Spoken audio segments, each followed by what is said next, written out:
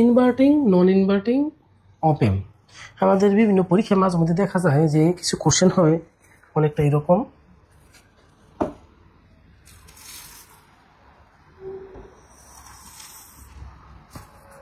Question হলো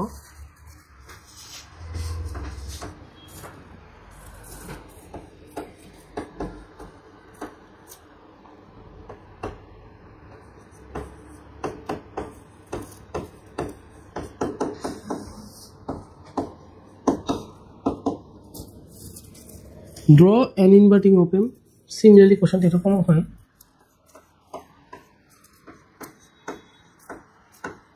draw a non inverting op amp। যদি এই কোশ্চেন হয় যে ইনভার্টিং অপ অ্যাম্প অঙ্কন করো, তাহলে আমরা একটা নর্মাল অপ অ্যাম্প এঁকে দিব।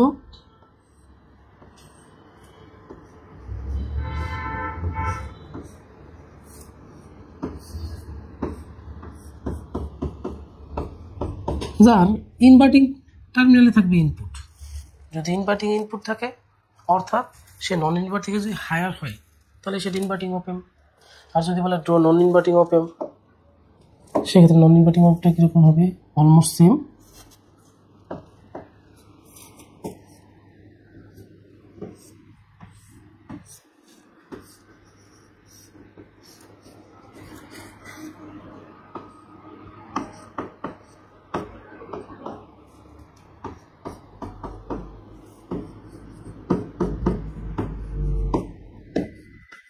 পার্থক্য হচ্ছে এখানে আমরা ইনপুট করছি নন ইনভার্টিং টার্মিনালে, এখানে ইনপুট করা হয়েছিল ইনভার্টিং টার্মিনালে। এর মানে হলো যদি ইনভার্টিং ইনপুট নন ইনভার্টিং থেকে হায়ার হয়, তাকে আমরা বলি ইনভার্টিং অপ অ্যাম্প। যখন নন ইনভার্টিং ইনপুটটা ইনভার্টিং ইনপুট থেকে বেশি হয়, তখন তাকে আমরা বলি নন ইনভার্টিং অপ অ্যাম্প।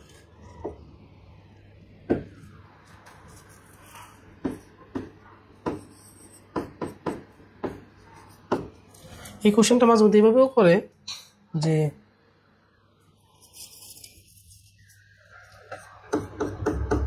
find its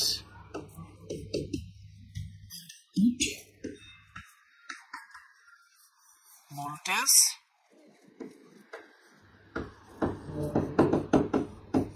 B0 সমীকরণ নির্ণয় করো।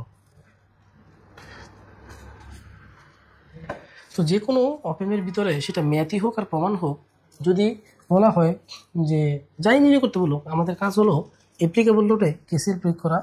তো আমরা দেখতেছি এখানে অ্যাপ্লিকেবল লোড হলো একটা, সেটা বিএ, যার মান বিবির সমান, বিবি হলো 0। যদি আমরা এতে কেসিএল দিই, কেসিএল অ্যাট বিএ সমান বিবি, বিবি সমান 0, তাহলে এই রাস্তা আমাদের আসতেছে 0 minus B in by R1 plus উপরটা হবে 0 মাইনাস B0 ভাগ হলো RF ইকুয়াল টু 0। যেহেতু B0 বের করতে বলছে, আমরা B0টা এক পাশে নিয়ে রাখতে চাচ্ছি। এখানে দেখতেছে minus B in by R1 minus B0 by RF equal to 0 minus B in by R1 equal B0 by RF। এখন যদি আমরা এই RF কে পাশে নিয়ে আসি, অর্থাৎ উভয়কে যদি RF দ্বারা গুণ করি, তাহলে থাকতেছে minus RF by R1 B in সমান সমান B0। সুতরাং B0 সমান হচ্ছে minus RF by R1 into B in. মাঝে মধ্যে আউটপুট বলতে ছাড়াও বের করতে বলে find its gain equation, gain নির্ণয় করো। মাঝে মধ্যে বলে গেইন নির্ণয় করতে, গেইন ভোল্টেজ গেইন বা গেইনের সমীকরণ এ বি। তো আমরা জানি গেইন হচ্ছে আউটপুট বা ইনপুট। যদি এই ইনপুটটাকে আমরা এই পাশে নিয়ে আসি, ওই পাশে যা থাকবে সেটাই গেইন।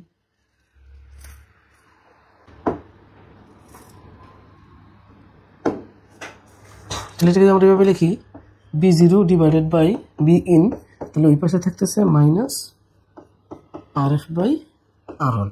সুতরাং এর গেইন কত হচ্ছে? Gain minus RF by R1।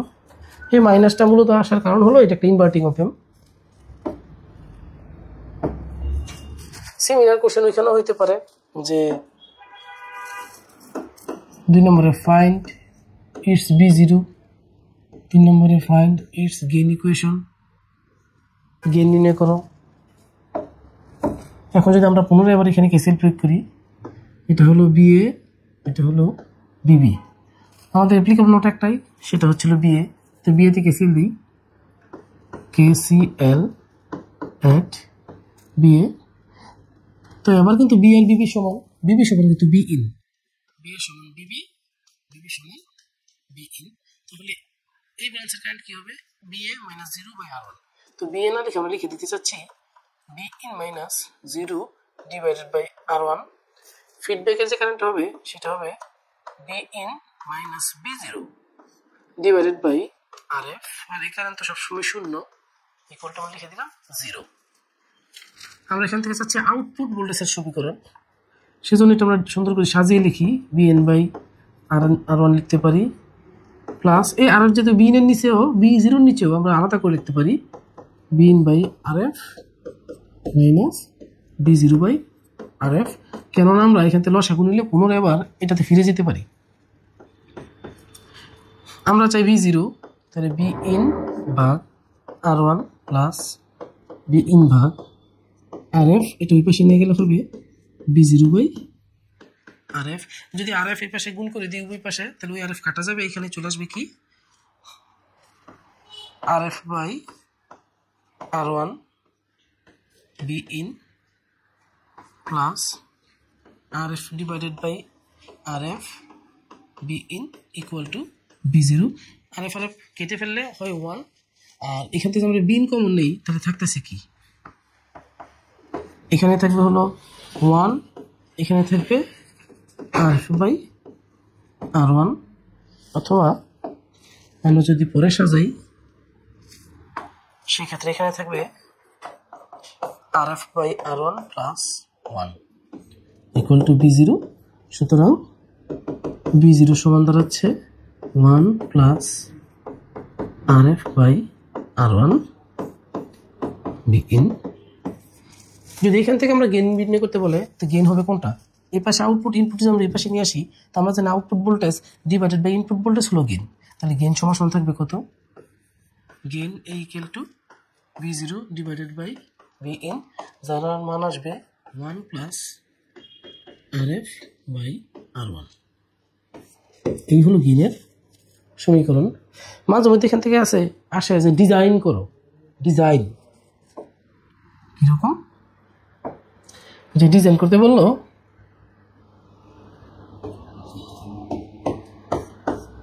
B0 সমান সমান মাইনাস 2B ইন, যে আউটপুট ভোল্টেজ হলো ইনপুটের দ্বিগুণ।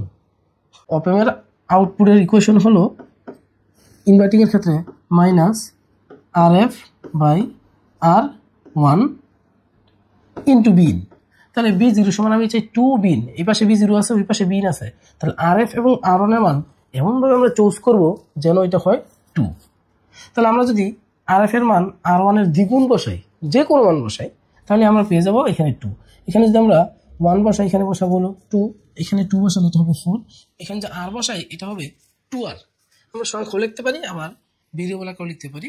তাহলে আমরা যদি এটা চাই 4 নাম্বারটা ডিজাইন করতে চাই, তাহলে অবশ্যই RF ইকুয়াল টু হবে 2 ইন্টু R1, অর্থাৎ R1 এর মান যদি 1 বসে R2 হবে, RF হবে 2। তাহলে B0 সমান দাঁড়াচ্ছে কি? আমরা B0 সমান পাবো হলো যে RF হলো 2R1, R1 তো R1ই, R1 কাটা সমান দাঁড়াতেছে B0 সমান মাইনাস 2B ইন। এখন যদি কোশ্চেনে বলে ডিজাইন করতে হবে B0 সমান মাইনাস 0.5 B ইন, সেই ক্ষেত্রে আমরা নিচেরটা RF এর দ্বিগুণ বসিয়ে দিব, তাহলেই হবে।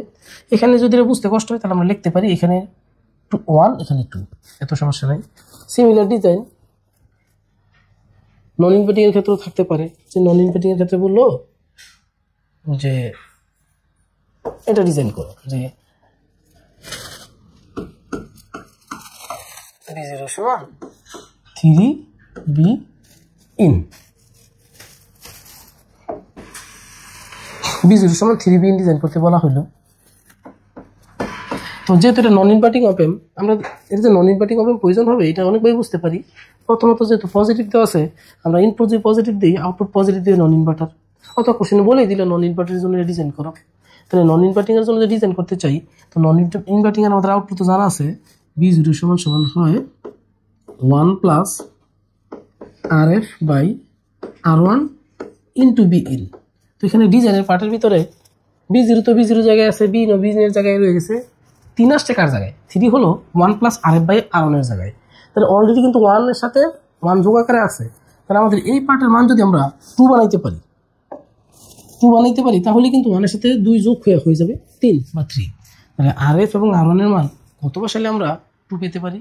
সিমিলার হিসাব, যদি আমরা RF এর মান R1 এর দ্বিগুণ বসিয়ে দিই তাহলেই হয়ে যাবে। তাহলে ইফ RF এর ভ্যালু 2R1 হয় তাহলে B0 আসবে কত, 1 প্লাস RF এর জায়গায় আমরা লিখব 2R1 নিচেও R1 ইন্টু B in। তাহলে R1 কেটে গেলে 3B in।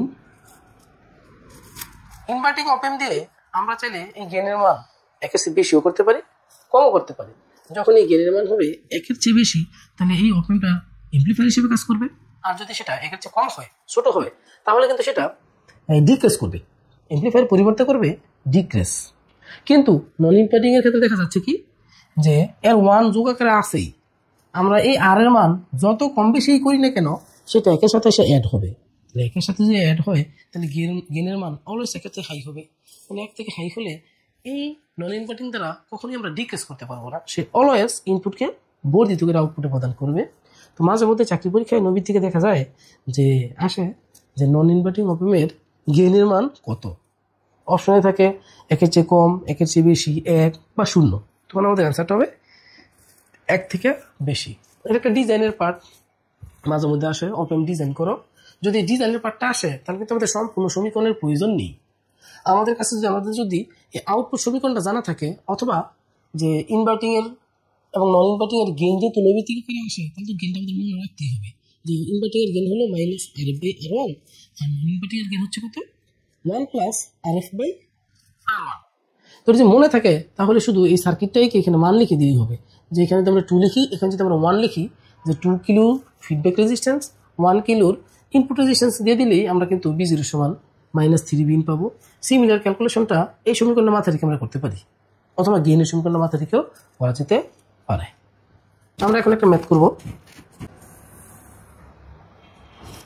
খুবই সিম্পল একটি ম্যাথ, যেখানে আমরা দেখতে পাচ্ছি অ্যাপ্লিকেবল নোড শুধুই একটা, সেটা হলো BA, আর বিবির মান তো 0 দেওয়াই আছে। তাহলে আমরা অ্যাপ্লিকেবল নোডে KCL দিই, সহজেই আমরা B এর মান নির্ণয় করতে পারবো। তাহলে আমরা KCL দিই, KCL at BA, যার মান বিবির সমান, আর বিবি হলো 0। তাহলে 0 মাইনাস 5 ডিভাইডেড বাই 2, যদি ওইদিকে KVL দিই তাহলে হবে 0 মাইনাস B0 ডিভাইডেড বাই 6। আর এই রাস্তার কারণ তো সবসময় 0, এটা লিখলাম না 0। তাহলে এখানে আমাদের অজানা থাকতেছে শুধুই একজন, সেটা হলো B0। আমরা B0 মান নির্ণয় করি, তাহলে আসতেছে কত, -15 ভোল্ট, -15 ভোল্ট। আমরা লাস্ট যতগুলো ম্যাথ করলাম কোনো ম্যাথেই এইখানে কোনো সাপ্লাই দেওয়া ছিল না, অর্থাৎ পজিটিভ BCC নেগেটিভ BCC দেওয়া ছিল না, কিন্তু এখানে দেওয়া আছে। তো পিন ডায়াগ্রামের সময় আমরা ব্যাখ্যা করছিলাম পজিটিভ BCC আর নেগেটিভ BCC হলো অপ এম্পকে যে পাওয়ারটা দেওয়া হয়, অপ এম্প কাজ করার জন্য যে শক্তিটা পায় সেটা পাই হলো পজিটিভ BCC থেকে, নেগেটিভ BCC থেকে। তাহলে যে কোনো মেশিনে আমরা যে পরিমাণ এনার্জি দিব তার থেকে তাহলে তার চেয়ে বেশি আউটপুট কখনোই পাবো না। একটা মেশিন যদি গম থেকে আটা তৈরি করে, আমরা যদি এখানে 10 ওয়াট ক্ষমতা সম্পূর্ণ এখানে কোনো প্রকার এনার্জি ইনপুট করি, সেটা বিদ্যুৎ হইতে পারে, সেটা তেল হইতে পারে, সে যে গমকে আটা বানাবে সেই কাজটা আউটপুটটাকে যদি আমরা ওয়াটে কনভার্ট করি সেটা কখনোই 10 ওয়াটের বেশি হতে পারে না, 10 ওয়াটের কম হবে। যদি মেশিন যদি আইডিয়াল যে তার লস নেই সেটা কিন্তু সর্বোচ্চ 10 ওয়াট হবে। অর্থাৎ এই অপেমের আউটপুট কখনোই পজিটিভ বিসিসি নেগেটিভ বিসিসির ওভার হইতে পারে না। ওভার বলতে আমি বুঝাচ্ছি সে প্লাস 10 হইতে পারবে না, আবার সে মাইনাস 13 হইতে পারবে না। প্লাস 13 সম্ভব নয়, মাইনাস 13 সম্ভব নয়। তো এটা আমরা কন্ডিশন 3-তে রুলস যখন লিখে দিয়েছিলাম, কন্ডিশন 3-তে এরকম একটা কন্ডিশন লিখছিলাম। যে কন্ডিশন ছিল এরকম যে minus BCC greater than equal B0 less than equal plus BCC. এর মানে হলো B0 মান কখনোই এই নেগেটিভ ভ্যালুর ছোট হইতে পারবে না। নেগেটিভ ভ্যালু ছোট মানে -13 হইতে পারবে না, -12 হইতে পারে। আবার এখানে বলা আছে সে পজিটিভ বিসিসির ছোট অথবা সমান হবে। অর্থাৎ এই B0 কখনই +12 বা 12 বেশি হইতে পারবে না, মানে +13 হইতে পারবে না, অথবা 12 হইতে পারবে, 13 বেশি হইতে পারবে না। অর্থাৎ অ্যান্সারটা থাকবে অলওয়েজ এই রেঞ্জের ভিতরে, এই রেঞ্জের বাইরে কখনোই অ্যান্সার হইতে পারে না। যদি এটা দেওয়া থাকে range BCC positive BCC negative BCC, তখন আমাদের একটা জিনিস মাথায় রাখতে হবে, এটা সরাসরি ম্যাথে আমাদের কাউন্ট করতে হবে না। তবে অ্যান্সার বের করে একটু কম্পেয়ার করে দেখতে হবে যে -12 নিচে অর্থাৎ -13 হয়ে গেল কিনা, +12 উপরে অর্থাৎ +13 হয়ে গেল কিনা, বা 12.1 হইতে পারবে না। এখন এখানে 12 বলতে বোঝাচ্ছি সকল মেথি 12 সেরকম নয়, এই মেথে দেওয়া আছে 12, এই জন্য আমরা 12 নিতেছি। তো আমরা জানি আউটপুট কখনোই এটা হইতে পারে না, আউটপুট অলওয়েজ এই রেঞ্জের ভিতরে থাকবে, যে B0টা always greater than or equal negative BCC. আর সম্পূর্ণ কন্ডিশনটা লিখে দিই তাও লিখতে পারি যে এই রেঞ্জের ভিতরেই থাকবে, এই রেঞ্জের বাইরে সে কখনোই যেতে পারবে না।